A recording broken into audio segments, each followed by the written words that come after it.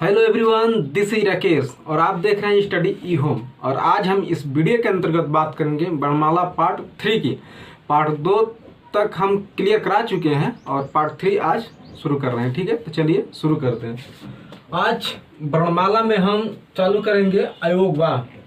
अयोगवाह क्या होता है, इसका कितना प्रयोग होता है और कैसे कैसे होता है, सब डिटेल्स बताएंगे आपको। ठीक है ना।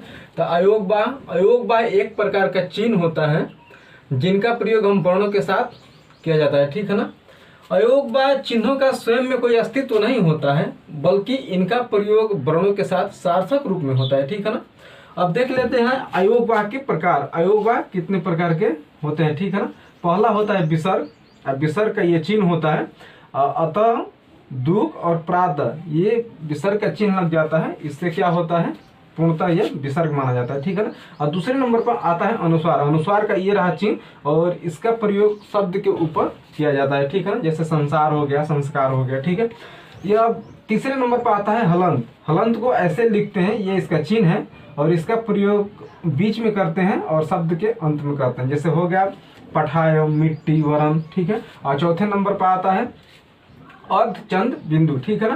अर्धचंद बिंदु का चिन्ह ये रहा और इसका प्रयोग शब्द के ऊपर किया जाता है। ठीक है ना। जैसे आंख हो गया, गांव हो गया, चांद हो गया। ठीक है ना।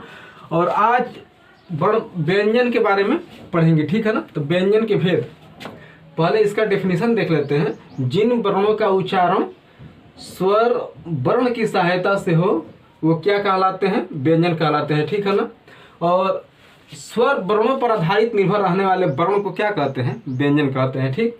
अब व्यंजन दो तरह के होते हैं, स्वर रहित व्यंजन या शुद्ध व्यंजन या आधा व्यंजन। आधा व्यंजन को कैसे लिखा जाता है, जैसे क हो गया, आधा क हो गया, या क पूरा लिखकर और नीचे हलंत लगा देंगे तो क्या हो जाएगा, आधा क हो जाएगा। ठीक है ना। अब दूसरे नंबर पर आता है ये स्वर सहित व्यंजन या पूर्ण व्यंजन। तो पूर्ण व्यंजन ये है जिसको क पूरा लिखते हैं, क्या हो जाता है, पूर्ण व्यंजन हो जाता है। ठीक है ना। अब व्यंजन के भेद, व्यंजन के कितने प्रकार होते हैं, 5 प्रकार होते हैं। इसमें पहला देख लेते हैं स्पर्श या वर्गीय व्यंजन। स्पर्श का मतलब होता है छूना और वर्ग का मतलब होता है वर्गों में बांटना।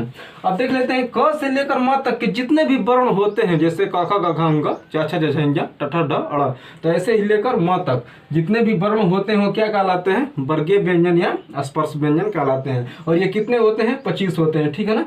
और उसमें भी आता है एक ड और ढ, इसको क्या कहा जाता है, उच्छिप्त कहा जाता है, उच्छिप्त व्यंजन कहा जाता है। ठीक है ना। ऐसे ही प्रश्न बहुत सारे एग्जाम में देखने को मिला है, जैसे उत्तर प्रदेश पुलिस हो गया, उत्तर प्रदेश दरोगा हो गया एग्जाम। ठीक है। और उत्तर प्रदेश के अधीनस्थ सेवा आयोग के इन प्रश्नों को क्या करता है, बनाता है। और ऐसे ही प्रश्न देखने को मिलते हैं। अगर वीडियो पसंद आए तो चैनल को सब्सक्राइब करें, लाइक करें। ठीक है। मिलते हैं नेक्स्ट क्लास में। जय हिंद, जय भारत।